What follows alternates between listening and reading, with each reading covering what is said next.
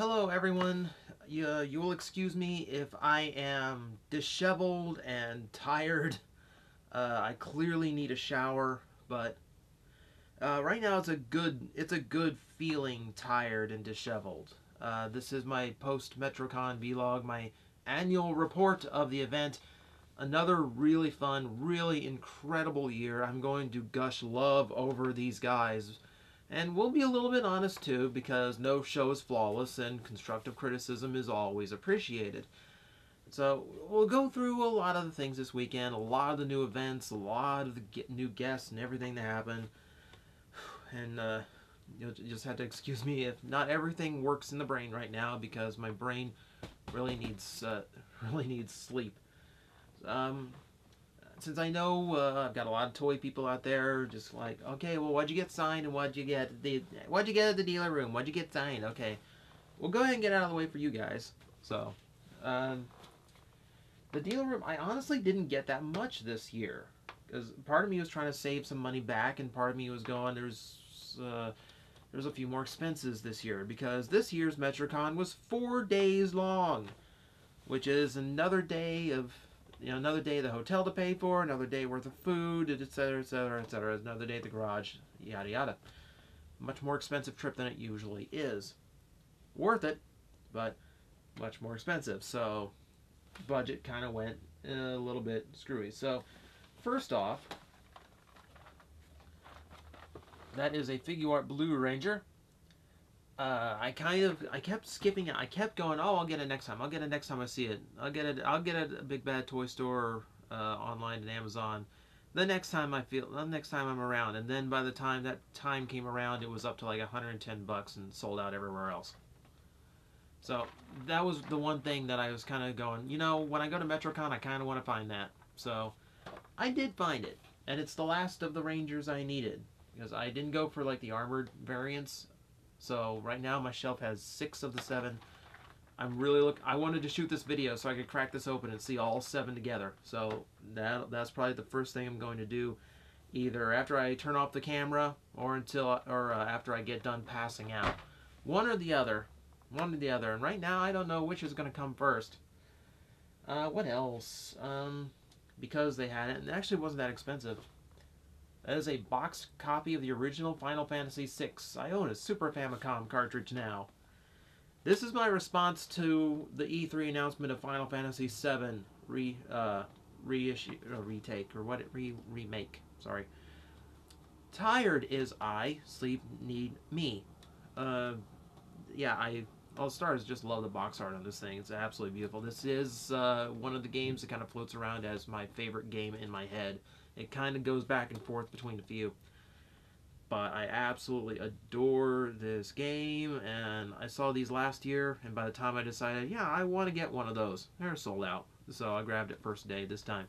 It's just a neat little keepsake of like my favorite game. Like now I can say I own sometimes favorite game. But I can now say, yeah, I own Final Fantasy VI, not Final Fantasy III. So that was just kind of a neat little trinket to find.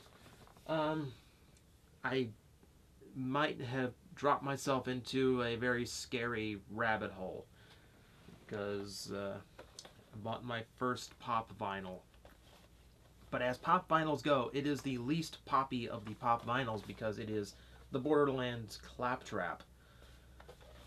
Because he doesn't have a head to make super deformed, so he just looks like Claptrap, and this was way better than paying what NECA wants me to pay, or rather what the aftermarket wants me to pay for NECA's Claptrap that looks like Claptrap. I'm not paying that price. So I was very happy when I found out he was getting a pop vinyl, because I thought, well, that's going to be the way I get that guy. And it's indistinct enough where, yeah, I can be happy just having that and not even acknowledge it as a pop vinyl. So I'm probably gonna hold it there, thankfully. Let's see, what else did I grab? One of my favorite booths every year is Anime Fix. They're a local anime shop, and local as in they are within 100 miles. That's considered local if you're on the East Coast, because there's not many anime stores in Florida. But every year they got something neat. Like they keep all the candy and Gashapon Common Rider stuff. There's always some like weird Transformer at the booth. Not so much this year. This year is actually kind of thin pickings. I did visit the booth and I grabbed the Viral Core shift car from Common Rider Drive just because it is a cool car that's going to be a little bit different to work in the belt. It was either that or Amazing Circus. So I can either have that or the thing that looks like the Batmobile from Hell. Yeah, we're going Viral Core. Although I haven't even seen what it does in the belt yet, so that'll be an interesting thing to open up. I'm not proud of this one. I am not proud of this one. I'm really not. Because I knew there'd be booths doing this, and I kind of hoped they wouldn't have anything I needed, but...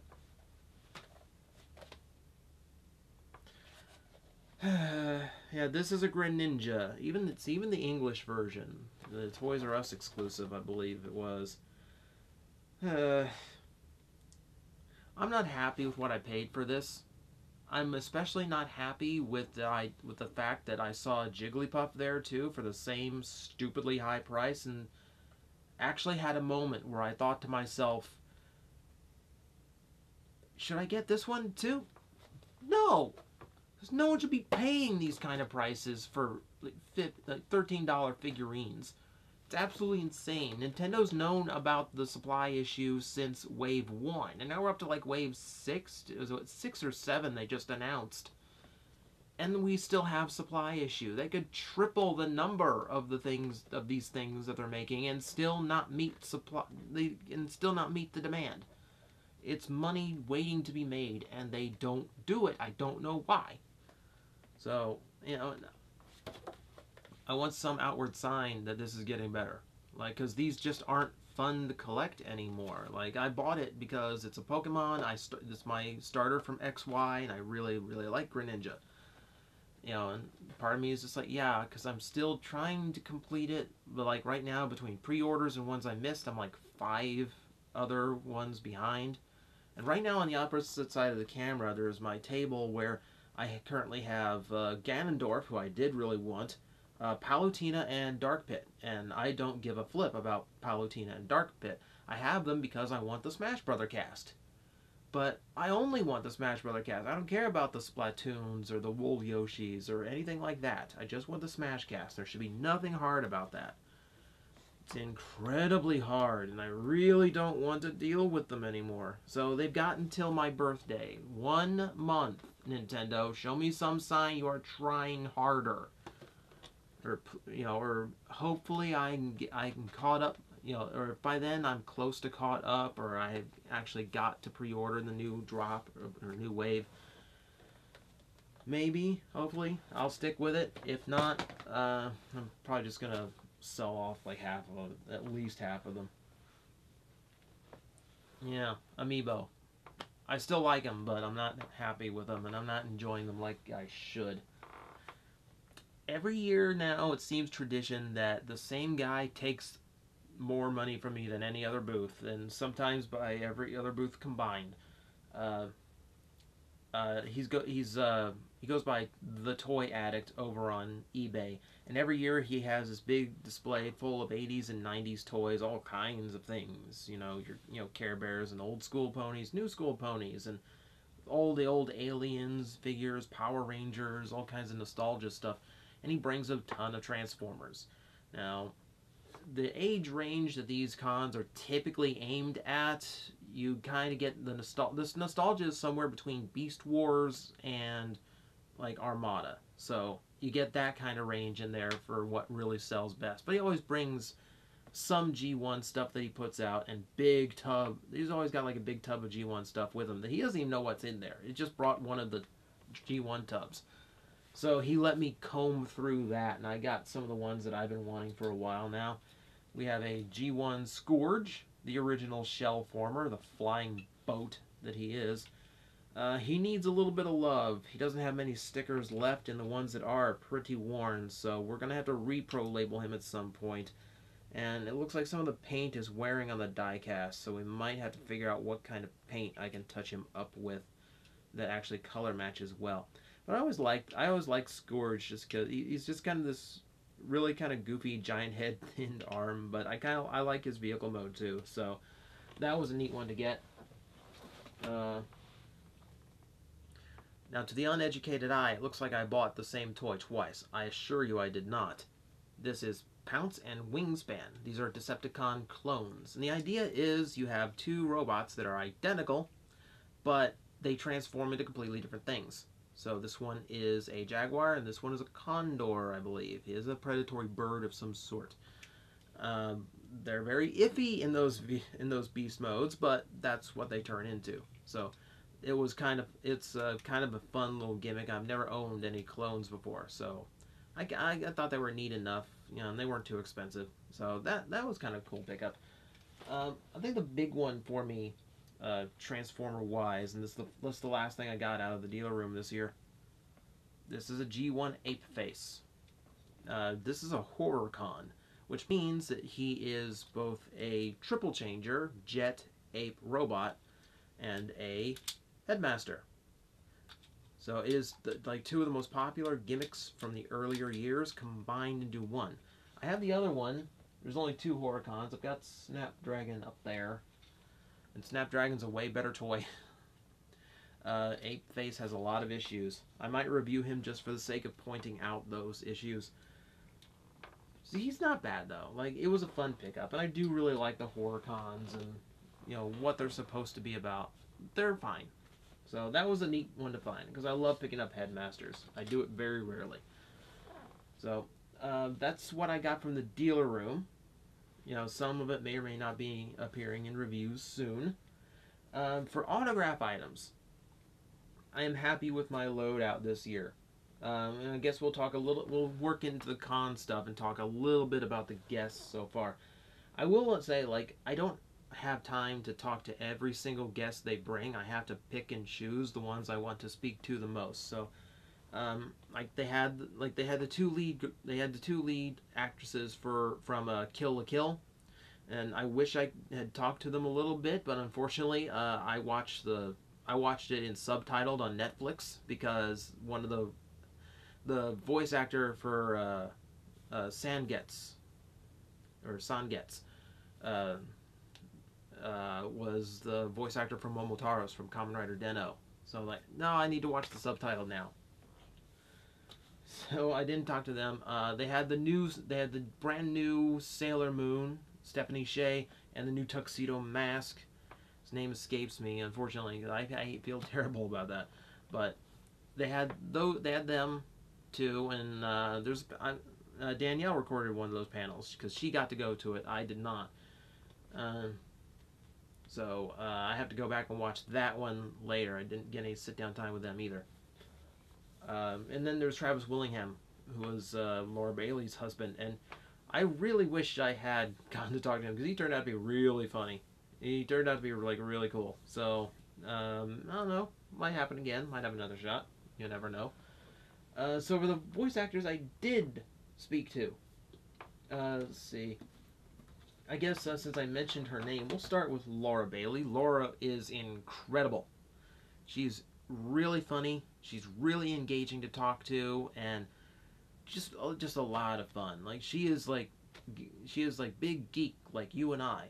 So she is very much in the same headspace and the same mentality. So she was Kid Trunks in Dragon Ball Z. So as is my tradition, anyone who voiced in Dragon Ball gets to autograph this Dragon Ball box. So I now have Goten and Kid Trunks. So I technically have Gotenks' autograph on here. So very cool. This little collection grows. How many am I up to? 1, 2, 3, 4, 5, 6, 7, 8. 8 of them on it. Wow.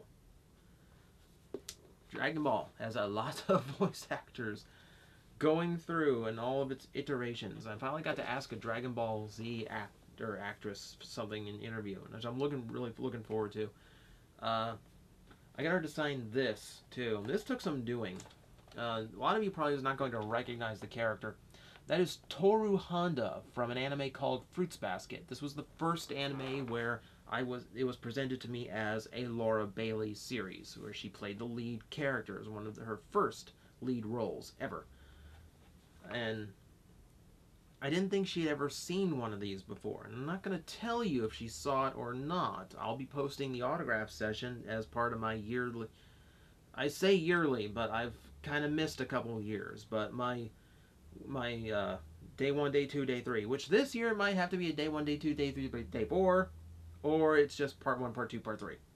I have to go look through like 200 gigabytes of footage and figure out which it is going to be. But for now, I'll let you guess as to whether or not she had ever seen this toy. Like, I had to track this down from a used Japanese shop. So, it's not an easy thing to come across. It's very cool though. Like, I love finding the obscure stuff for the voice actors and actresses to autograph because it lets, like, I want them to know I'm paying attention. I don't want to just bring the, like, I don't want to, like, people tell me, well, you're running out of things for Scott, right? No, not at all. Like, Scott has never signed like anything Duo Maxwell related. He has never signed anything Piccolo related for me. He's never signed anything Waspinator for me. I've got plenty. I've got plenty of directions I can go in. I have not yet. I have not. So, you know, I tend to go to the obscure because that's more fun. I think Scott looks forward to it now because it's just become such a running theme, and the challenge of finding something new that he has never seen or signed before. In that spirit, we have King Arthur and the Knights of Justice. This is Lancelot.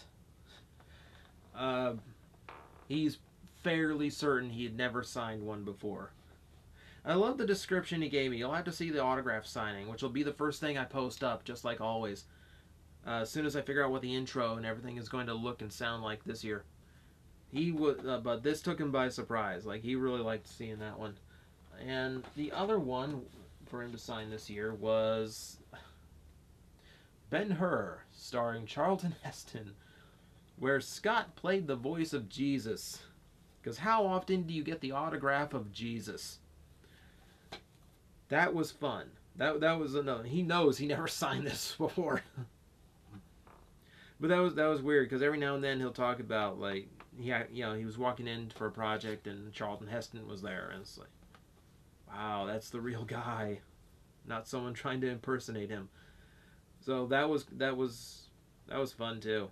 Like, I love it when I actually manage to dig something up like that. And then there was Nolan North, who I interviewed last year.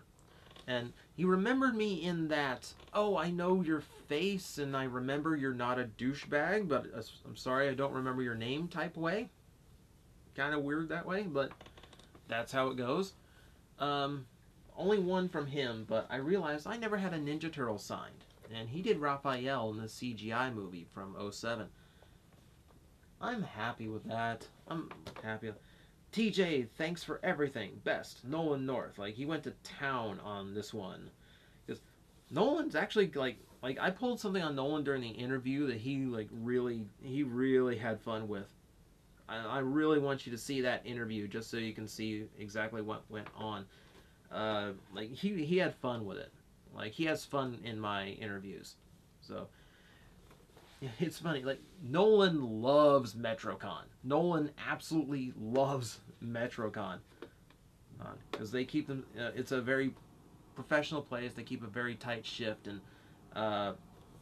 it's like little things. Like, I remember last year he was so excited because on the back of his little, like, con badge, it had his entire schedule for the weekend. He was like, and he was playing with it all weekend because he's like, oh my god, this is so smart. Why doesn't everyone else do this? Which was really funny. And he's like just like enamored with this place now, and like he wants to bring his voice acting friends down. It's like, just come here so we can have a good time because this is a really good convention.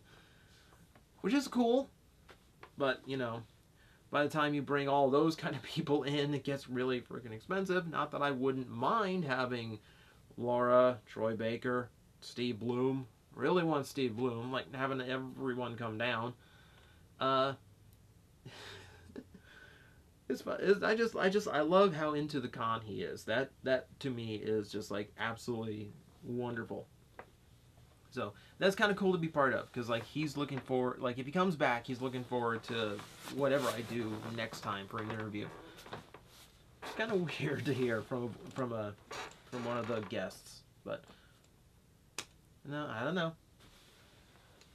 The interviews were really cool this year. I had fun. The weird thing is, Scott's interview went really well, as it usually does, but of everything, it might be my least favorite, just because Nolan and Laura were so fun, you know. And I was kind of joking around earlier because my interview with Laura was scheduled for Friday at 10 a.m. She flew in on I'm going to say she flew in Thursday night. So, like, I was, like, the first thing on her schedule, and I was kind of joking to Morgan on staff, now is your last chance, are you sure? Like, she has not been to Metrocon in 8 years, are you sure you want me to be the first thing she does on her way back? And, no, it was just kind of a joke, but, you know. The last time she was down for Metrocon was 2007, 1 year before I started going there, and it was under different management at the time, and as very different management. And as a result, she was very hesitant to come back, and she finally agreed to come back this year. So, like, when it was put to me that way, like, when someone described it to me that way, it kind of sunk in for me, oh, she's been hesitant for years to actually come back because of how it went last year. And now here we are this year, and I'm the first thing on the table for her. I'm her first experience at the new Metrocon, you know, which shows a tremendous amount of trust in me. And that's, so like, okay, now I kind of feel bad joking about it, because that's actually a big show of faith. So that was actually really cool. After it was put to me that way, that just like amped it up a lot. Oh man, I can't wait for you to see that interview. That went so well. I'm like really excited to get it up. I almost want that to be like that probably will be like, first it'll be the autograph signing with Scott, because that's tradition, and then it'll be the Laura Bailey interview. And it's really worth it, guys. Just, you gotta see these. You gotta see it, because it's really fun times. I guess we can talk con proper now. There's more from the voice actors and things, because kind of rattling back and forth in my head, but we'll get to them as we progress. We're going to start talking about the convention itself and how the 4 days actually went for their first 4-day excursion. And we're going to start in a place I've never talked about before. I've never spoken of this on any of my Metrocon reports and vlogs. The program guide.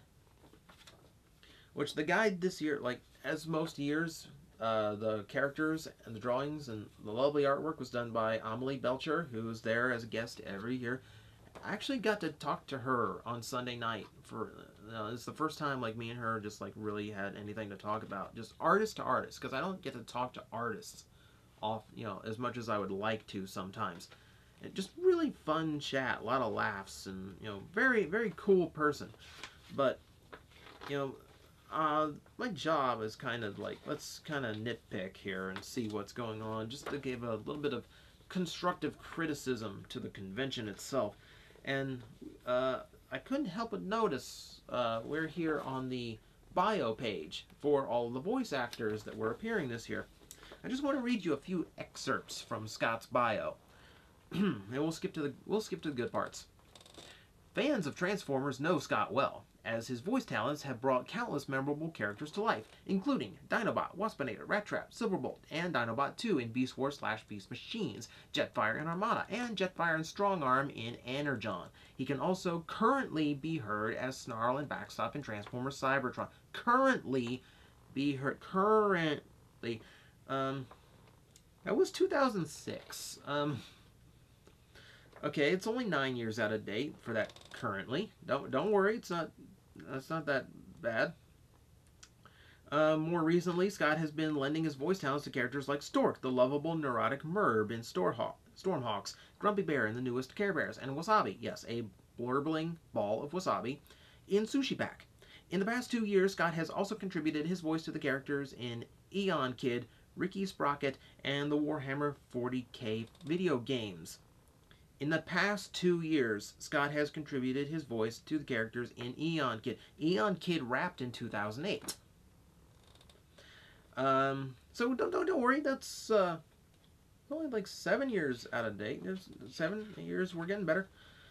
Scott is currently exercising his evil genius in Gundam 00, which is also done, and Voltar, the truly maniacal evil genius in League of Superhero, which is also done. So we got 2 current leads and a past 2 years that are kind of out of date.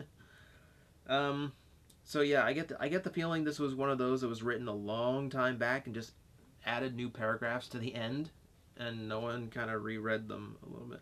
I admit it's nitpicky, but I find it funny, kind of nitpicky. Like, I'm not seriously going, "You idiots," or anything like that. I'm amused more than anything. So that kind of got me laughing when I noticed that. So maybe a little bit of rewrite. But you never, like, sometimes you have to speak up, you know, or else little things like that don't get fixed, you know, because that's just semantics. But you know, sometimes it's a little bit more meaningful. Like, I like in past years, like I had one of these post-con vlogs where I said, well, there's something that was really off to me about the autograph signings. Like, well, it was done this way this year, and it was kind of a mess. And if it was done this way, it'd probably be a lot more better organized. And I go to Metrocon the next year, and that's the way the autograph line is being done. And I'm like, wow. And like, I was directly told by staff, yeah, that was because of your video. Like, you were right. I'm like,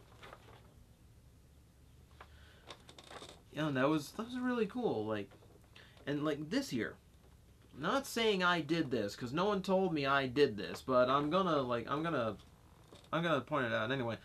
How the convention center was laid out for Metro this year, I thought was probably the best they ever did.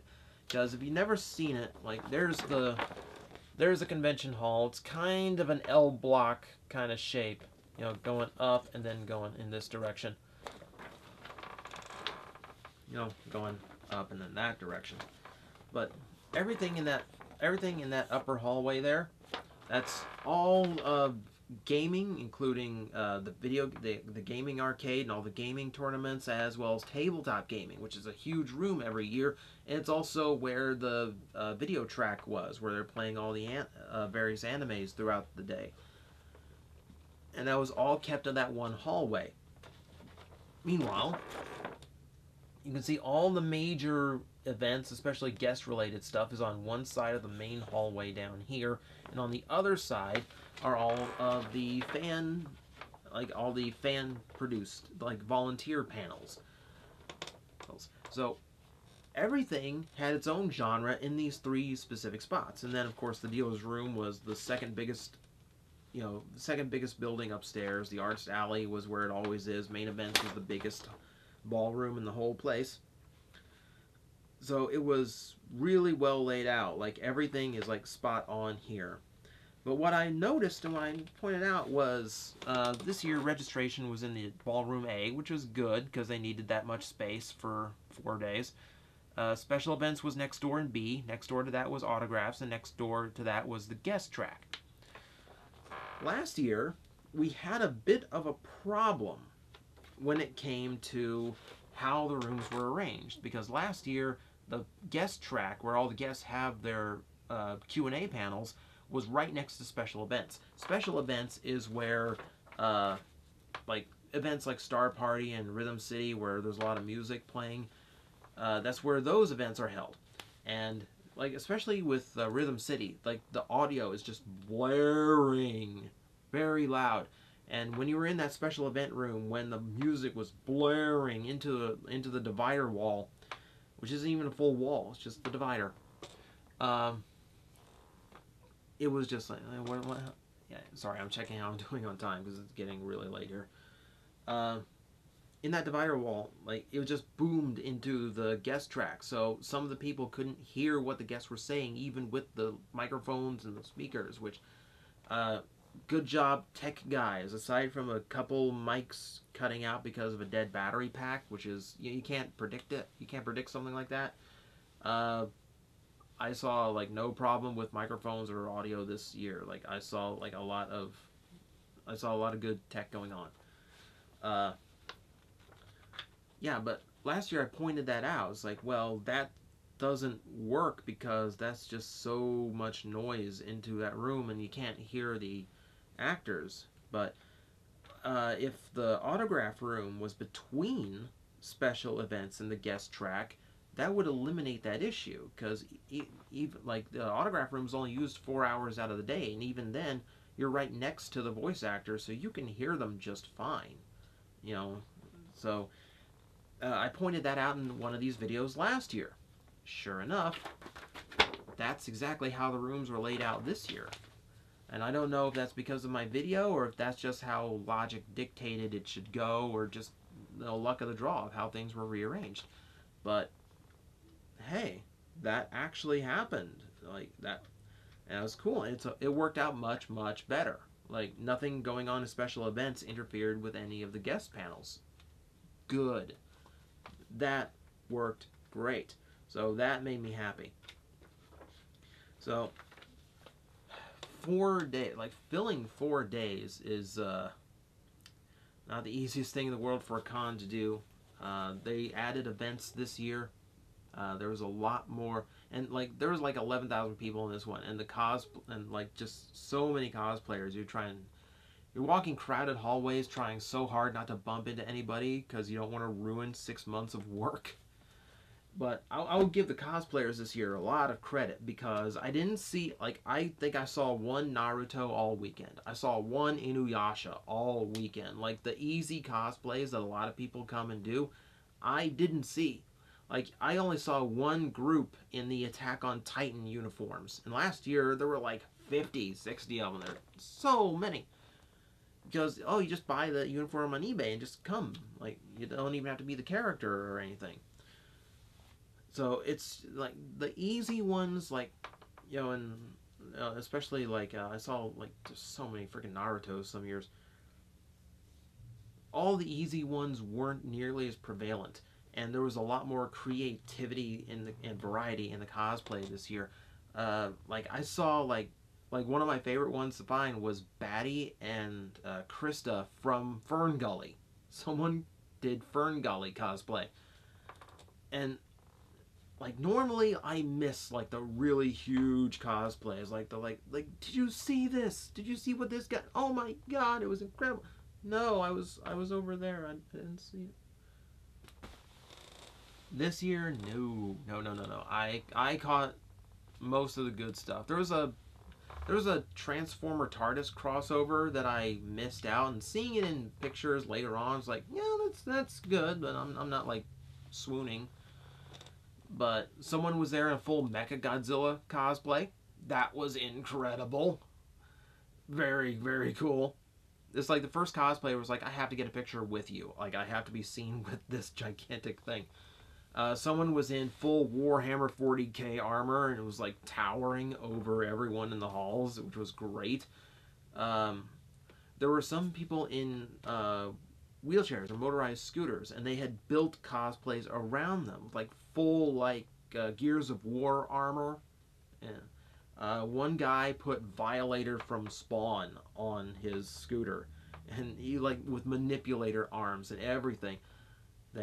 And I think it was his daughter that was there as Spawn with him. One girl came as, well, I missed out on one day. She came as Tiny Tina from Borderlands, and she looked really good in the photos, and I wish I had seen her then. But when I caught her, she was done up as Gage, the Necromancer. My favorite character to play as. She had a full claptrap built that she went around with her. She had a full death trap. Like her giant robot summon from the game. This like huge cardboard creation. And all the paint was done to look cel-shaded. All of her makeup was done so she looks cel-shaded. Amazing amount of work. Incredibly good cosplay. I think Borderlands is like the one cosplay that was like that. I've seen that more than anything else that weekend. That and Disney princesses. There were a ton of them too. But I kept running into like psychos and handsome jacks and all kinds of like Borderlands people, which I love because I really like my Borderlands. So the cosplayers were absolutely great this year. I didn't cosplay this year because I did Kaito from Kamen Rider Gaim last year, and I had gained a respect for cosplayers because of it, because it's not an easy thing to do when you're watching your every move to make sure nothing gets broken, nothing gets torn or ripped or damaged in any way. Uh, that was a constant struggle, and it kind of took away from my experience a little bit. But I had fun doing it. Didn't want to do it again. Uh, no, I had my fun in other ways at this con. For those who are following me on Twitter, I did take an occasional picture with this little guy. This is a Sarvos from my Glios toys in a little unique color configuration. So this is the only Sarvos who went and did this. So it's like a distinction. But every time I took a photo on my phone from the con, I would have him in the shot. He was like manning my camera or doing something goofy, and I was just generally just having fun in what little downtime I got over the entire course of the convention. And that was a lot of fun. So if you enjoyed that on Twitter, thank you for sticking to it and following the hashtag as I just found weird things for him to do. It was fun because one of the things that Glios collectors do a lot is like keep one in their pocket and like develop like to have it travel with you kind of develops like personality and story to it. It's like a very imaginative, creative kind of thing. So I wanted to do that. I wanted to kind of take him on a journey a little bit and kind of have a little bit of fun with it. And it was kind of fun. It was silly. It was silly because I took a toy with me to a convention just to photograph, but it was fun doing it. Let's see. I can talk. I can talk panels and events, I guess, which I'm going to talk. I actually got to go to a panel that didn't involve a voice actor or a big event. Because speaking of Sarvos, there was a silicone molding class, which those Glios toys I collect, that's how they start, is like a sculpt and PVC in a silicone mold to create the first run of parts. So I wanted to see how it's made. I never got to do it, and it's an expensive thing to try and start on your own. So if you screw it up, you're out a lot of money. So better the first experience be like a $10 trial course like this. And they didn't give you a lot of time. They like basically just sat you down with a lump of soft clay and said, okay, start sculpting. I don't know what like they didn't like. I thought there'd be like a lesson, like a class, like everyone's going to shape this and we're all going to make a mold out of this. No, just make whatever you want right now. Hurry up, do it. So just like out of just like I don't know what else to do. Can you even see that? I made my logo in the clay and casted a silicone mold of it, which the clay doesn't dry out, so I can just keep using that clay forever and just keep making stuff out of it. And once I break it off, I'll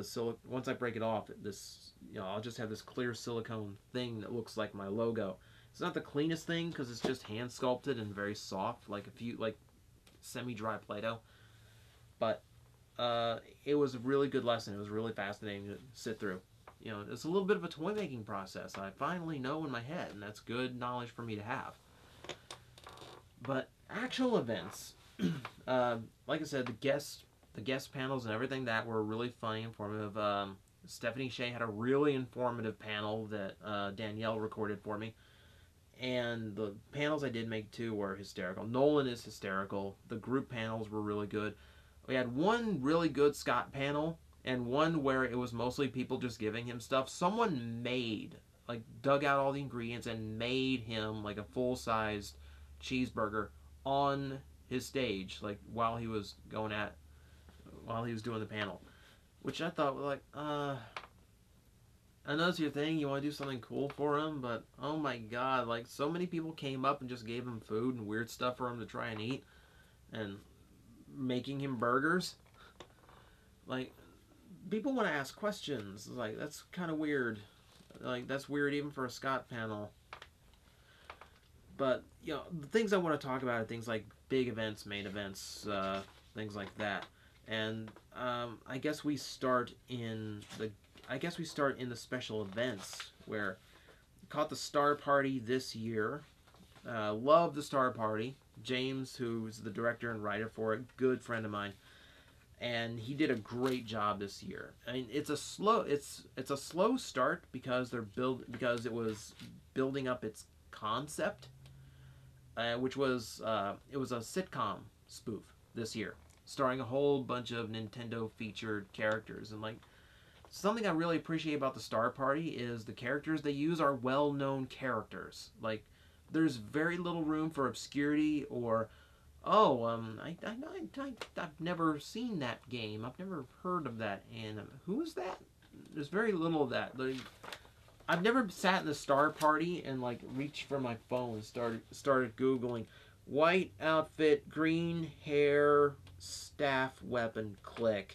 No. Video game, no. Anime, no. Oh, it's from a manga. Oh, yeah, never mind. I've never had to do that at the Star Party, which is a really big bonus for me. And like, it started slow because it was building up this sitcom setting. It got really good. It got really, really funny as the threads of logic and normalcy started breaking down, just giving way to chaos. It got really good. It got really funny. And they had a revolver ocelot. Wait till you see this guy in the videos, because he stole the show. Like, he was absolutely great. I had a lot of fun with that. At one point, they had a Von Karma in there from Phoenix Wright, who was firing off party poppers to decorate for a party, and like one of those like sitcom style storylines. And at one point, like, he's supposed to fire off one last one at the end out of nowhere. And I don't know if he was just like going to point at like the first camera in the front row or specifically to TJOmega, but he went and fired it right at the camera. And I wish I was ready for it. I wasn't ready for it, so I didn't completely get it on video. I really wish I had. It was hysterical nonetheless. So if you did that intentionally, good on you, because that got me. That was good. So Star Party, really, really, really enjoyed. We also had Rhythm City Chronicles. This was the first year I got to sit in for Rhythm City. Really good, really good. Rhythm City is their dance show, and there's some comedy segments mixed in. The comedy segments were good. They used a few animes I'm not familiar with, but enough that I did know to where, like, yeah, I can follow this now. And really good stuff. The dancing was really incredible. Like, they, like, obviously had worked a long time to get those right. Like, even, like, they were still going through it. They're still doing run-throughs, like, right up until they let people in. So, like, consummate professionals there. Really good performance. Unfortunately, because it's a lot of copyrighted music, I don't know how much of it I'm going to be able to portray, and I don't know how well it's going to come off if I use substitute music. I will try my best to uphold the original spirit and try and make it, you know, presentable, because you guys got to see this, because they really did well. The fire show this year. Every now and then the fire show will do a theme that I'm not really familiar with. Like they did, what was it? They did BioShock one year before I had played the BioShock games. Now afterwards I played BioShock and went, oh, that's what they did. This year I was very familiar with it because it was Kyoto Burns from Rurouni Kenshin. And it was absolutely epic. This was the first time I had seen like a non-fire-based choreographed fight during the fire show, because it was Shishio and Kenshin having a sword duel while people were spinning fire behind them. Like, absolute madness and insanity going on. And really cool, like a lot of this tends to be. This was one of my favorite fire shows. And again, copyrighted music. I don't know how much I can show you. I might do one version with the original music so you can get the full experience, and then save a backup with alternate music just in case someone upstairs doesn't like it. But I will try and I will endeavor to present it the way in the original spirit that it was meant to, because these guys really deserve for you to see it. You know, the fire show, I've got a lot of friends in the fire show. So, like, I know, like, I follow them on Facebook and know just, like, what they go through and how much practice they do. So, I've got a lot of respect for that show and just how they put it on. We didn't think we would get a fire show this year because Wednesday was just absolute torrential downpour. Like, we stood outside, we looked at the windows outside in the hotel room, and it was just a sheer white wall of water. There's your alliteration for this video. And it was just like, oh my god, is that gonna be how it goes all weekend? Like, do we seriously have to, like, there's no way. There's no way they can do a fire show if that's how it's going to rain. But luckily, the weather was far more forgiving to us than the forecast predicted. It did not rain out any of the fire shows this year, and I'm supremely happy about that. Especially because this year, 3 days, or 4 days, so the fire show went on a day longer than it normally does. So 3 performances this year. It's a lot of extra kerosene. So good job on everyone. You know, as far as I didn't hear a bad thing come out of the fire show, everyone was like really happy with it this year. So was I. Like, absolutely outstanding. Really happy that the weather was permitting all 3 performances. I know I'm gonna start forgetting events because there was so much going on this year. This is the first year I finally got to sit at the Fantasy Masquerade, because I went last year, but but they had a lot of tech issues, so I only got to see like 1 segment before I had to cut out because I had an interview booked against the Fantasy Masquerade. So this is my first year actually getting to actually watch it and everything. And press does not have to dress up. If you're just there to cover it, you don't have to dress up. You just go right to the press booth and sit down. Me and Danielle just wanted to participate. Like, we wanted to be there in spirit. So we brought formal wear, we got dressed up, and we went down there. We didn't even dance. We just went in formal garb just because we could. And she had a mask, and I had to make a mask at the last minute. So we bought a plain old normal looking mask from the art store. Painted up black and red with my logo, and I thought it just looked cool just as is. I might figure out how to use that in a video later on. Kind of fun. So I ended up wearing like half of my Kaito uniform. So, and I don't know how I wore my Team Baron uniform last year, because I walked around 2 days dressed up as Kaito last year. This year, all I did was walk from the hotel to the main event hall and then back in that uniform. And I cut the hell out of the back of my ankle. Like, if I had worn that all day, I would have cut through a tendon. I don't know how I walked in those shoes that many days in a row, you know, that long before. Because last year was way more hectic than this year. This year was kind of calm compared to running about last year. So I don't know how. I don't know how I hurt myself this time and not last time. But the Masquerade was good. I will say, again, like, I was happy with the theme, because the theme this year was Handsome Jack. It was Borderlands. It was a little bit Borderlands. And there's a lot of science stuff going on in the plot, and for a lead scientist, they brought in Luca from Chrono Trigger. So now I have seen Chrono, Marl, and Luca, 3 characters from one of my favorite games of all time, represented at Metrocon. Awesome. That was really cool. And Luca did a really good job. Handsome Jack did a really good job. Like, I wish he had a little bit more of the comedic, sarcastic kind of Handsome Jack. He was like full-on villain mode for most of it. But it was really well done.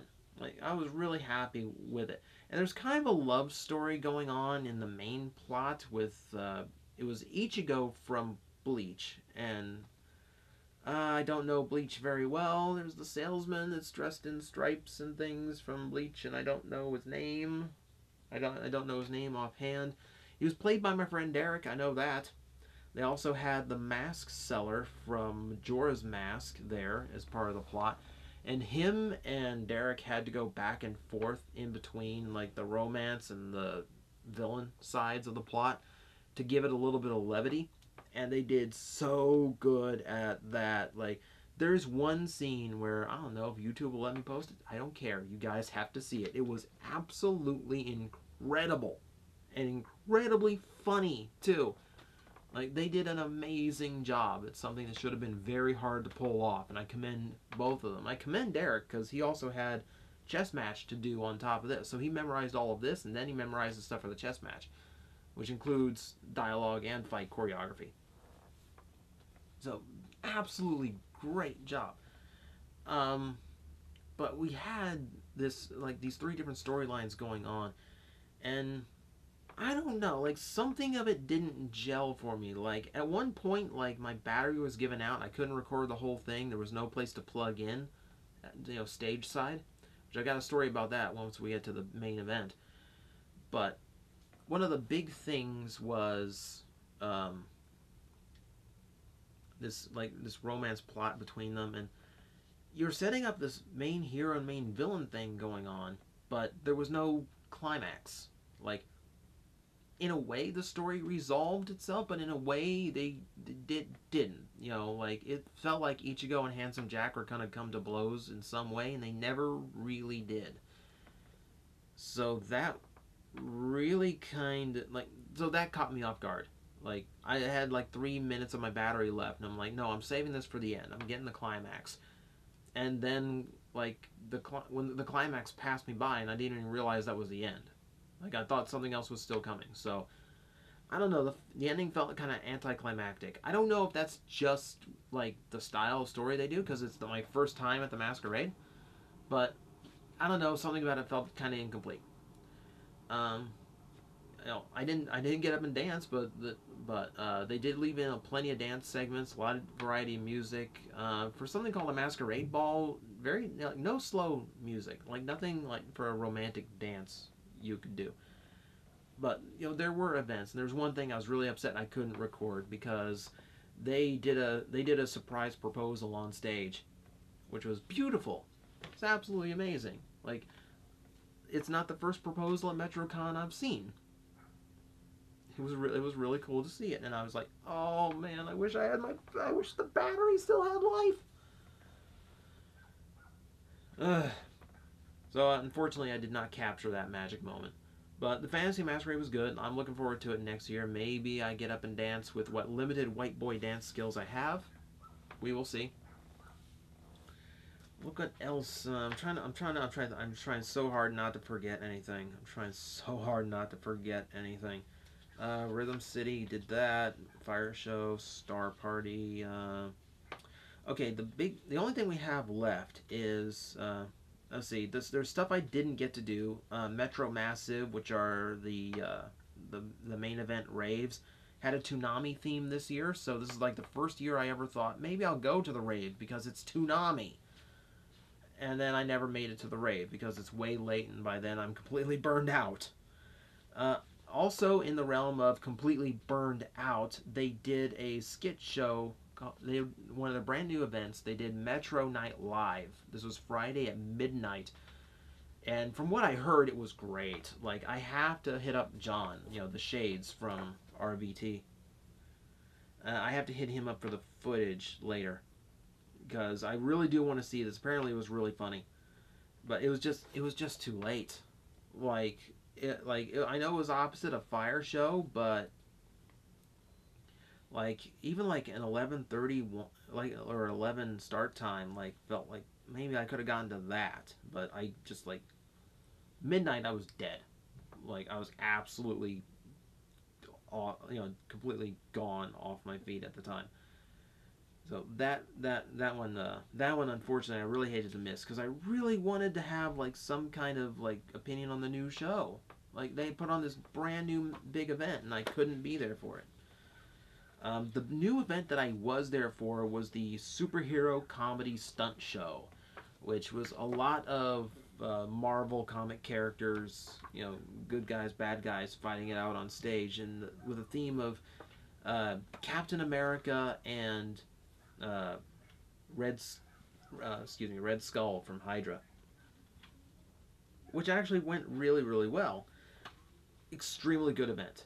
Like, they brought in a Spider-Man who was absolutely awesome. Absolutely awesome. I'll say two Spider-Men, technically, because while the one on stage was doing his parkour thing and doing really good at it, he moved like Spider-Man, minus web slinging and all that.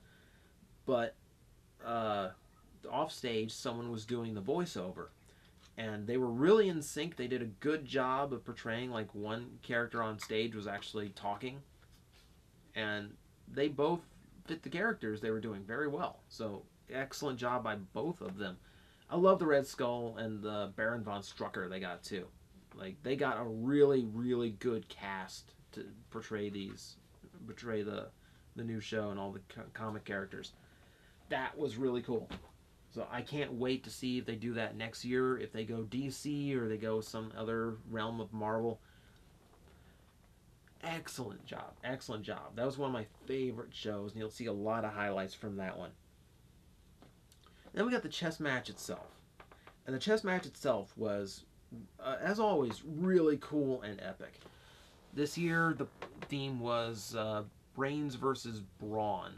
And there's a little bit of that in this year's chess match, but it didn't feel as, like, theme-wise, it didn't feel as prevalent as it had in past years. In some matches it is very well represented. There was a match between Armstrong from Full Metal Alchemist, that's Derek's other role for the weekend, and Light Yagami from Death Note, which was definitely brains versus brawn, and one of the more brilliantly played out matches in a chess match I had ever seen. Let's see what.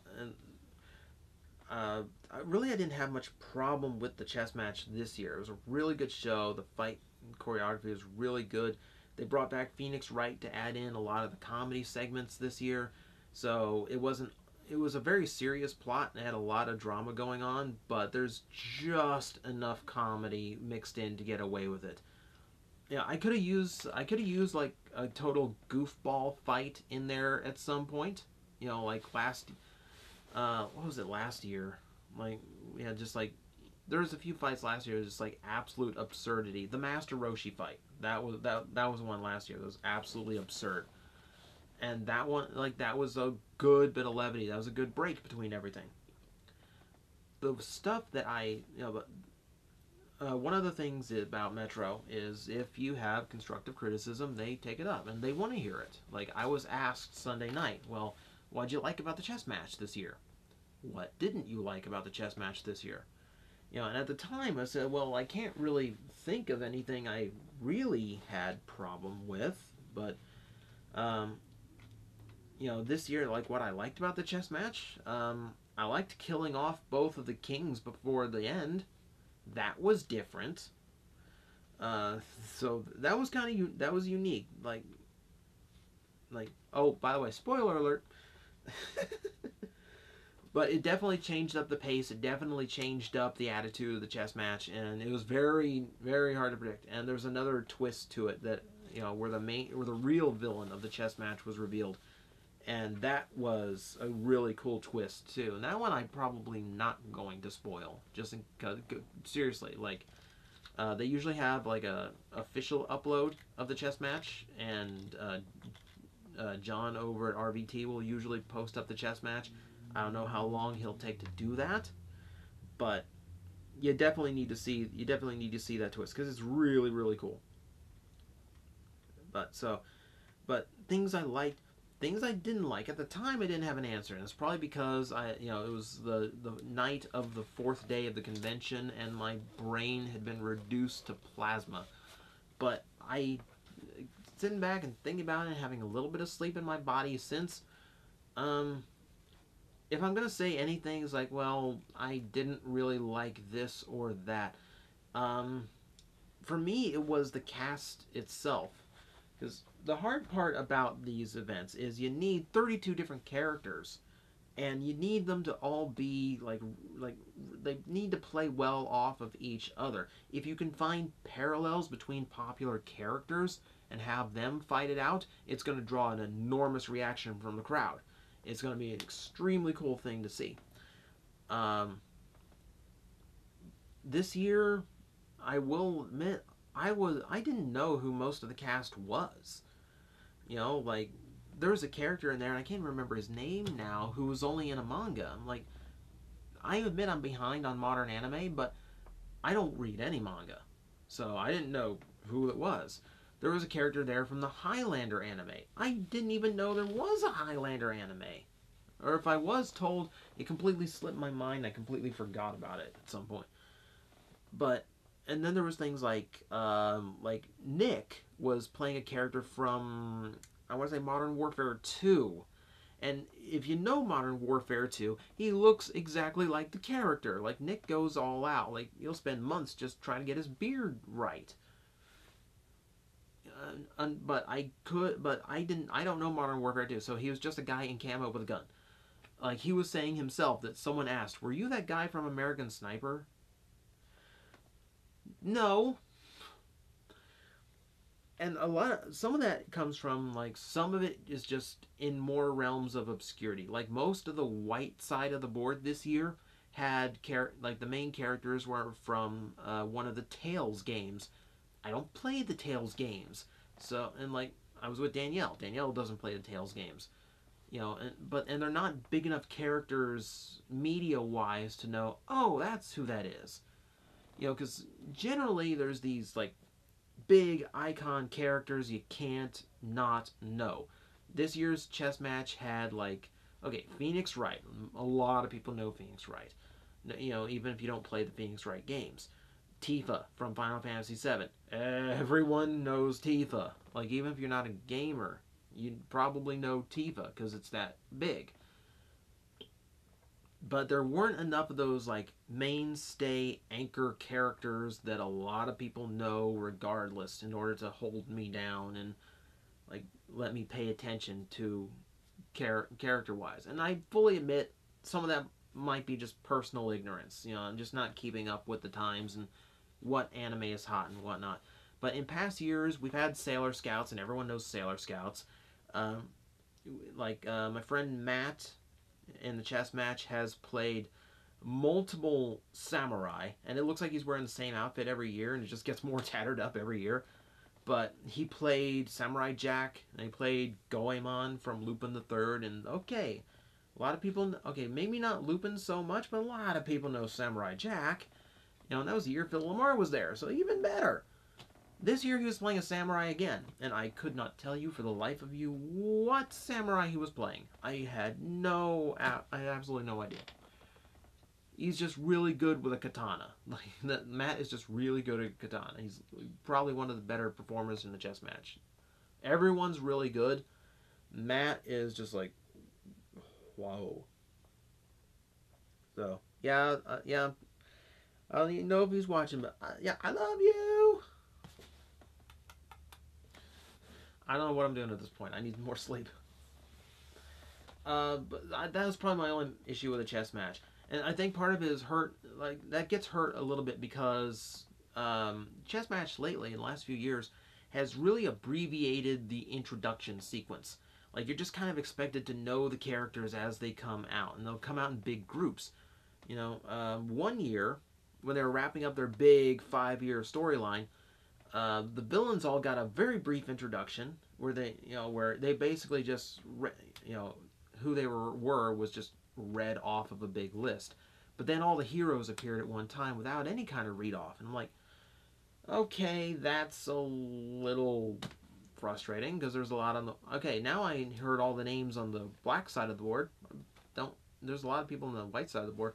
Because at least with the introductions, like, you can go, oh, boom, boom, boom, boom, boom, on Google real quick and find out, like, who it is. Like, is that from something I know? when there's no introduction whatsoever and it's a lot of obscure characters, it's very hard to follow, and there needs to be enough anchor characters there to go, oh, I want to see them fight. So, and again, that might just be me. Like, that might just be my critique, and the chess match has gone on a long time now. They've used a lot of characters. But, there's always room for a little bit more. There's always room for some improvement. But, other than that, like, the performance was really great. I like the story. I like the twists in it, especially. The costume was really good this year, and some just stood out so much. Like on the black side of the board, one of the most prevalent characters was Medusa from Soul Eater, and oh my God, she had the look down. The costume was perfect. The makeup was perfect. The persona, like, she was Medusa, and it's like spot on, absolutely great. So that was really, the casting wise, just so good. So there's really not much I can complain about. And again, it just might all just be like personal ignorance. You know, oh, everyone knows the Tales games. What are you talking about? Okay, I don't know the Tales games. So really happy with the chess match this year. Next year, the theme is Order versus Chaos. So I am really lobbying for the Chaos side of the board to have Kefka. Because I know nobody in video games who represents Chaos better. I'm seriously looking forward to that theme next year, because that is going to present a lot of really cool stuff. There's a lot of stuff. There's a lot of little stuff. Like, fan-wise, I met so many people this year. So many people recognize me from previous years, not just on staff, but people just going through the con.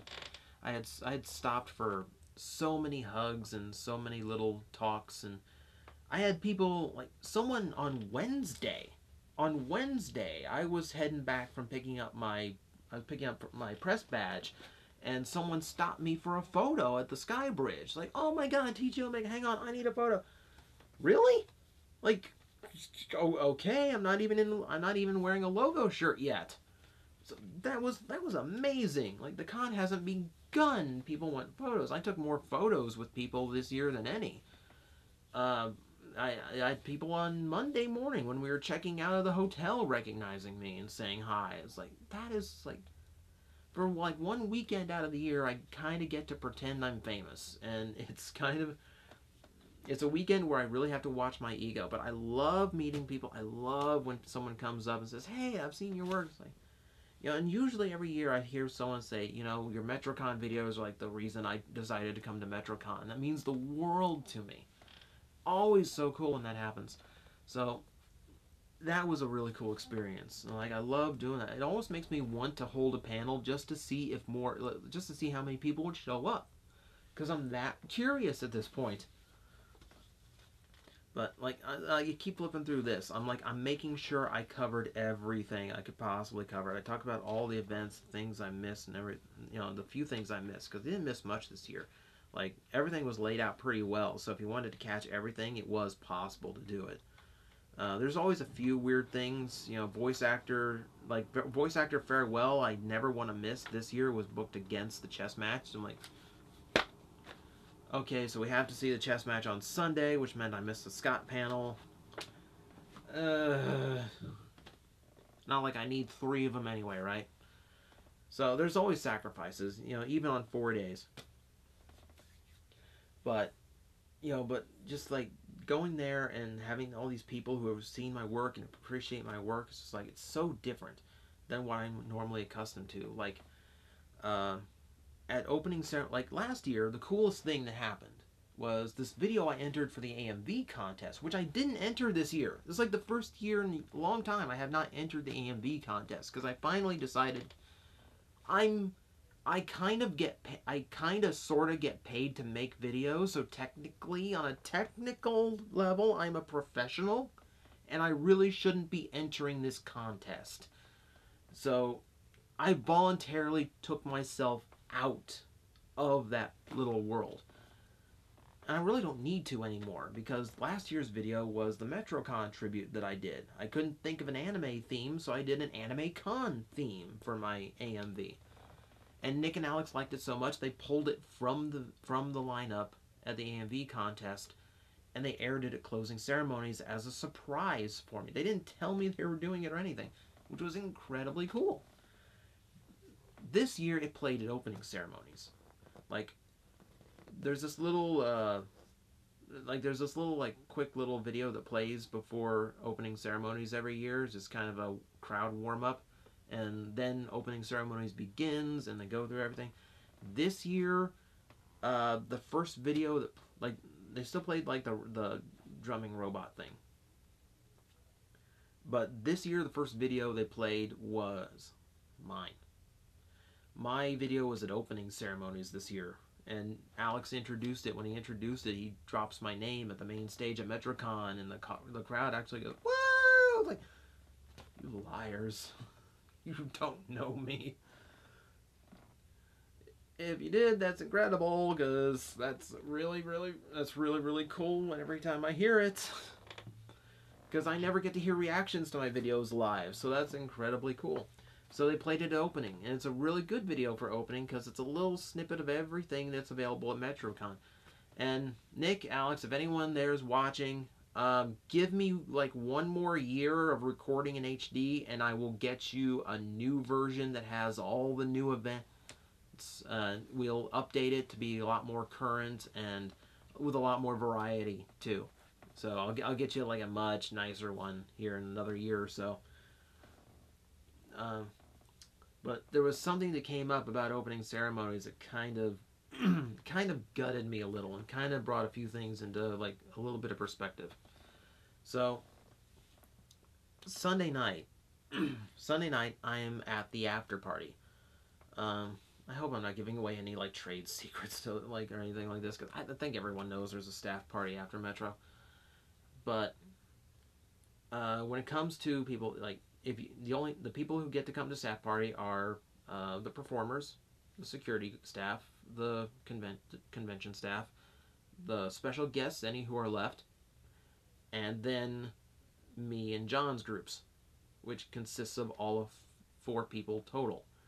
You know, so like technically I am one of 2 press people who actually get to go into the event, and it's not like an invite thing. Like, people want me there, like people expect to see me there, which is like a really like cool thing. Like every year, like I go to Metrocon now, and it's not about seeing the panels, it's not about watching the events. I love doing all of that, but it's so much just getting to meet and hang out with all of these friends I've made over the years, and all these people who have appreciated what I've done for Metrocon, for everyone over the years. You know, it's something that's described at opening ceremonies was like, we're all like one big family here. You know, and like no year kind of proved that more to me, because there were a few incidents that came up. Like, one of the things is, like, they said, well, if you see someone at the con who needs help, help them, because we are a community. We're all in this together. So, like, one of the things that happened was, like, I come down, like, I was on at Thursday, and we were just standing out in the main hallway, just kind of talking to everyone around me. Like, at one point, we were talking in the main hallway. I was wearing my Sengoku driver, and I was in a circle with a double driver, a belay buckle, and a Kabuto Zector. I'm like, I used to be the only one who did this. And someone in the artist alley, and I wish I had met them, brought a Kiva belt. And I'm like, I used to be the only one who brought Kamen Rider belts. Now they're all over the place. And there's someone brought a Den-O belt. Like, that's a big thing. That's the one cosplay I missed. There was a Den-O Imagine group there. Like, not full suit, like possessed Ryotaro group. All I met was the Kintaros from that group. And that was a cool meetup, because he is a fan of the channel. But I wish I had gotten all of them. Like, I really wanted to catch that. It was like the one cosplays that I missed out on. Like, but there was so much Kamen Rider representation this year. That made me happy. And I'm tangenting like a... Oh, man. Okay, so let's try and get back a little bit on track. So we're standing there in the main hallway and just kind of talking. And all of a sudden, this thing hits the floor, like right beside me, and it's a flowered wreath. I look up, and someone had leaned over the rail to look down at everyone, and it fell off of her head. So I throw on my white knight costume, and I pick it up and go, "Never fear, citizen, I shall help." And I run up the stairs and bring it back to her.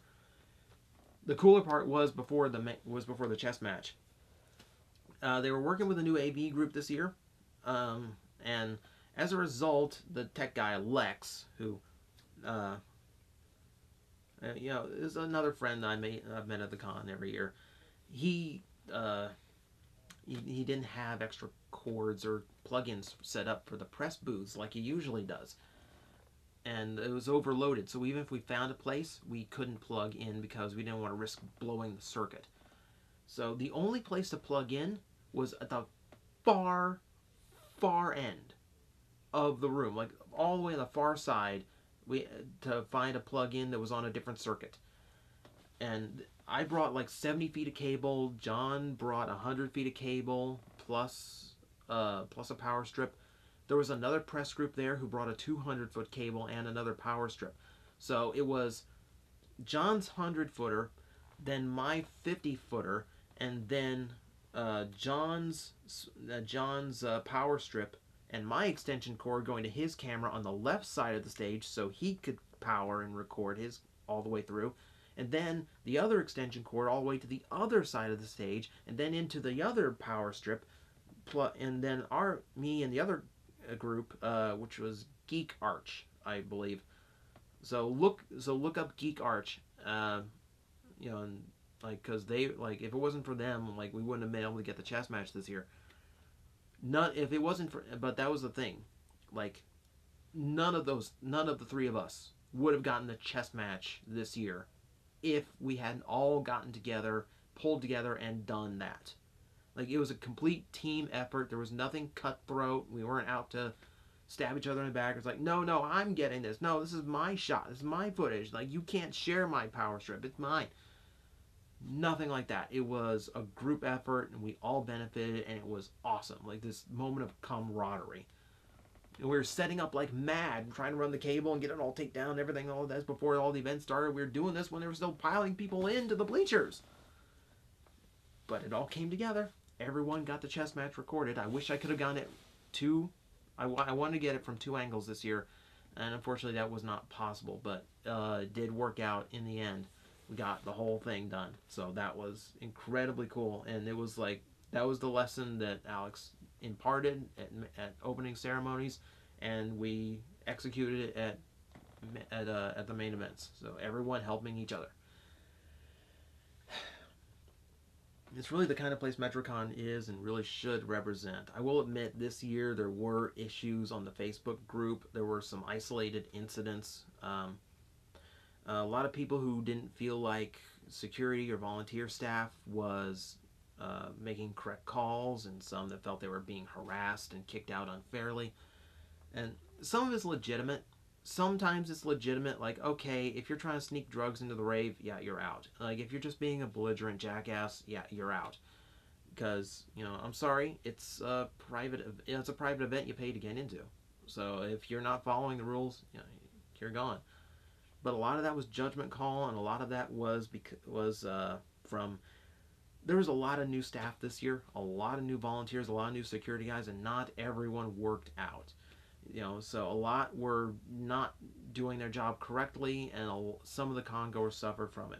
But rather than taking it to Nick and Alex, or taking it to anyone wearing a black shirt with a yellow gear logo on it, they just went home. They just took their ball, went home, and started whining about it on the Facebook group just to do as much damage as they could. Trying to burn the con down, and just like blame the entire con and Nick and Alex and everyone because one staff guy screwed up. Like, any decision or any judgment call like that is subject to scrutiny from other staff members, especially higher up and veteran staff.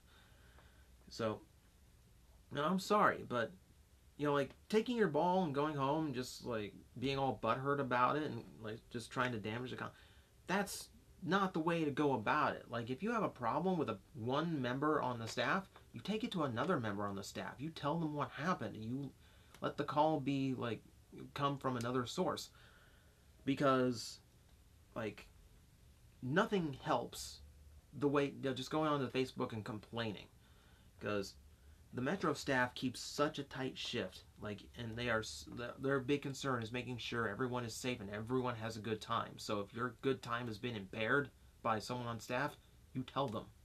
You tell someone else. You tell someone else who's running the place, and it can be sorted out, and that problem can be rectified.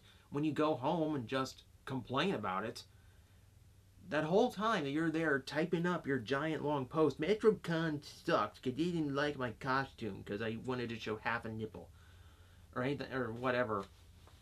Because there were some that were very unfairly treated. Like, they were wearing cosplays that were fine, but they just happened to run into the wrong security guard.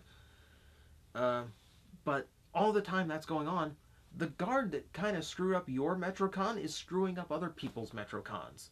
When this could have been like you could have stayed at the con. Like, if you'd taken it to someone else, it could have been sorted out in 5 minutes. You could have gone about your weekend still having fun, and that guy who was clearly in the wrong would leave. Because Nick and Alex did not put up with it. There were people who were fired. Like they said at the closing ceremonies, there were people who were dismissed mid-convention. You know, and even people, there was one guard from Tampa Convention Center staff that was reported because, in their view, from the reports they got, they were not behaving appropriately themselves, and that they were the problem, not the con goer. So, like, they didn't, like, it wasn't like, okay, we're understaffed as it is, so let's just put up with this weekend and we won't have them back next year. No, they eliminated the problem immediately as soon as they found out about it. But it took them a lot longer to find out about it because no one came and told Nick and Alex. They just went and complained about it on the computer, which caused, like, Ben, like, poor Big Ben, spent so much of his time after hours of the con just playing damage control for damage that didn't have to be done.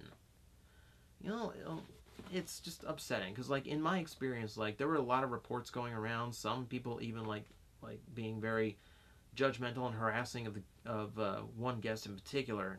I'm not even going to bring the incident up. It was just disgusting because, like, I've known these people. Like, I've seen these people in action. I've seen how these people work. That's not the place. That's not what this place is like. That's not who these people are. Like, they keep such a professional level. They keep such good run of the place. There was a girl who went missing on, I want to say, Friday or Saturday night, and before the night was out, it was her picture was tweeted out. It was on the Facebook post. The next morning, liaisons and staff had flyers they were handing out with all of her information, her most recent photo. Like, they were on ball. They were on target.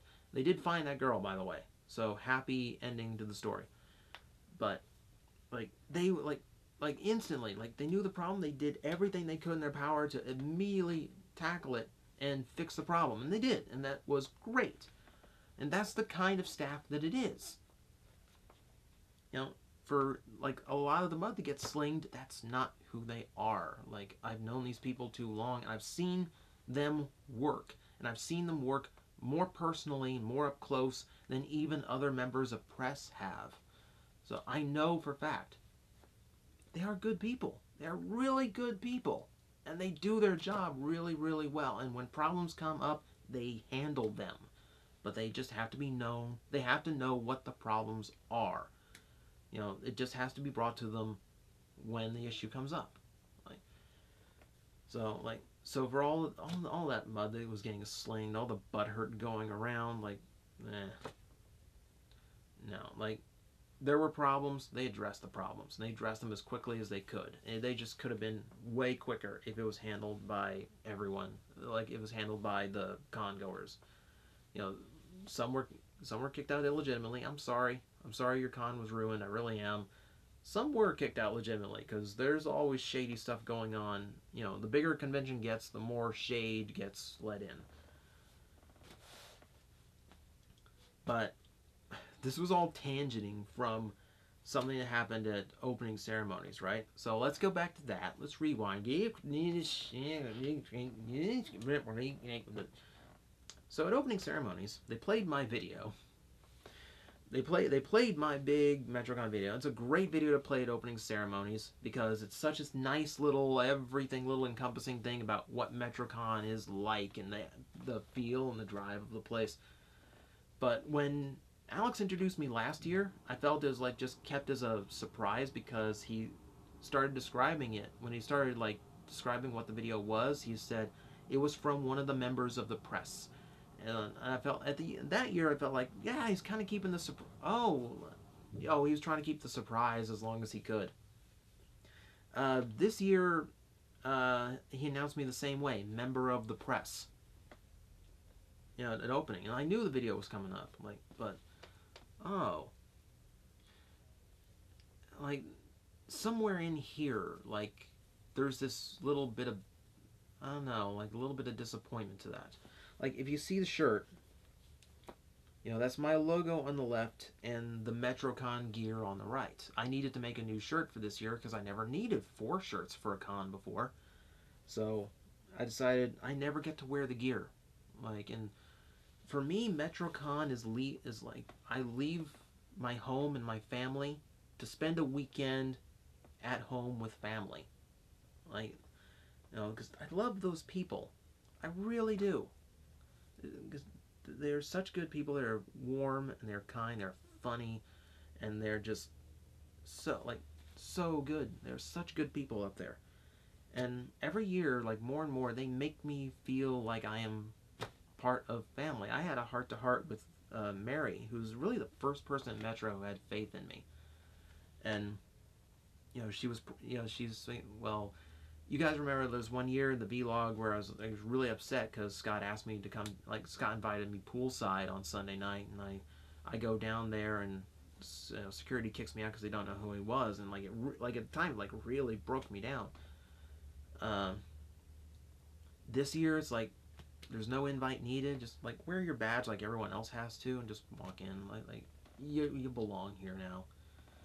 You know, and I'm talking to people. I'm hanging out. I'm handshaking. I'm hugging, and like I kind of got into my quiet zone a little bit during the con, which I really hate when I do because my brain just kind of zoned out here and there, and I like it was really upsetting. Like JC came up to me and was like, "You okay?" Yeah, I'm fine. I'm really good. It's like, oh, you seem like really out of it. Like I was worried. Like it's touching that he worries, but like that's like I was fine. I guess I was just like presented wrong. I didn't think it was like a thing, but then Lex said the same thing. Like, you okay? Like, really? Was I like that bad this weekend? I didn't mean to be. I didn't mean to be. Like I swear to God, I'm having fun. I'm loving this place. I'm like I love all of you. You're beautiful people, and I want to hug you all. But like wow, like I was really like that bad. Like that, like bunch of people were worried about how I was. Like that was weird. But I was having a heart-to-heart with Mary a little bit, and it was Mary's birthday, and I got to be the one who escorted her to the ambush, which that was fun. That was a little wonderful little moment. Like, out of respect for the event, I don't bring the camcorder. Like, it's the one place in Metrocon I don't bring the camcorder to. It's not the place for it. But I wish I had it for that moment, because that was beautiful. It really was. But we were having a little heart-to-heart, and she's like kind of con mother a lot, and she was proud of me because I had started at this place, like this quiet little kid who was broken up because his favorite voice actor wanted to see him at the pool party, and you know, I didn't get to join in. But you know, like she was proud that I'd come out of my shell, that I worked this hard and proven myself to not only Nick and Alex but everyone there, to the point where it's not a question of whether I belong there. I do. It's not a question of am I, do I belong there? It's no, you're family, and it means the world to me. Because like I've said it before in these videos, like I started off on YouTube 6 months. I was working at it, entertaining 23 people with a webcam and Windows Movie Maker. And it was my experience at my first Metrocon that made me want to take everything seriously, because I saw how these incredible sights and these incredible people and all this energy, and like, I never want to miss another moment. People have to see how cool this place is. And I was looking up camcorders. I was looking to buy my very first camcorder the night I got back from Metrocon. You know, and that's the spirit I have every year after Metro. Just being around that environment, being around those people. I want to get better. I want to grow, and I want to prove myself more. Because every year they get better, every year I want to get better. You know, that was, you know, like 7 years ago now. This was my 8th Metrocon. So 7 years ago, and I was just this little nothing on YouTube, and now, you know, if you can call it success, you know, 14 million views, 25,000 subscribers, if you can call that success at this point on YouTube, then it is success I owe to Metrocon. As they grow, I have grown. Whatever I give to them in press, publicity, whatever you want to call it, you know, I couldn't give them if they weren't there. That show made TJOmega. Because it was just a name when I began, but it became me after that first Metrocon. And it has only gotten better, it has only gotten bigger, and it has only made me want to go and improve myself all that much more. And that's why the place means the world to me. Like, you know, it's where, like, I wore this as a joke. I told this to Alex Sunday night as a joke. You know, here's my logo on this side, and over here's where my heart is. And it's this corny little stupid joke. Like, that's a Disney cartoon style joke. But I mean it. Like, you know, in my little heart of hearts, there is this little yellow gear spinning, because that's what made me who I am, and it makes me want to be that even more every time I'm there. You know, and like I said, it feels like family. You know, all the people who say hi, all the people who recognize me, everyone who wants to talk and shake and hug, and people who are concerned about me on Sunday night. You know, the people I was making laugh with those stupid little images on my phone I took over the weekend. But they make me feel like one of them. You know, and it's not because, like, they want, you know, it's like, oh, they're playing nice to the press. It's because I am. Like, I am, you know, is this place where it's like, I was just, like, such a big fan of Metrocon, and over the years, no. I am Metrocon, and it's beautiful. It's just, like, warm fuzzies. So, like, opening ceremonies begins, and Alex announces me as member of the press. Like, it didn't feel right, because it's like, that's not all I am. Like, there's someone there from the local paper who just needs to fill out like the uplifting, like, heartfelt kind of jokey side of the newspaper that day.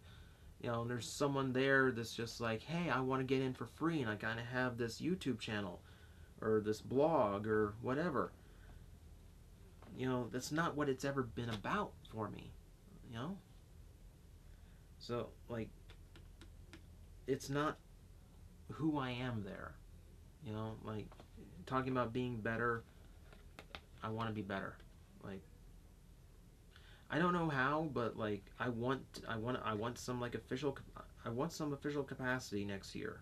Like, since I've taken myself out of the AMV pool, I really want to host the AMV contest.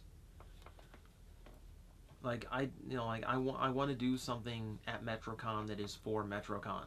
Like, I want to, like, I've grown and evolved all of these years into this, you know, TJOmega, going from weekend pass to VIP, and now this is my 4th year as press. And, you know, I want to grow again. I really do, because I want, no, I don't want to be a member of the press. Like, that just kind of stung a little bit because I don't feel like a member of the press. I feel like a member of the family. So I'm hoping like sometime in the future I'm not wearing this black gear. Like I wanna rock a yellow gear someday. So I think that's pretty much what Metrocon was this year. Like an incredible event marred by some, kind of prickish people over on Facebook. But beyond that, it was an incredible event. They had some growing pains. Next year, they will grow past them.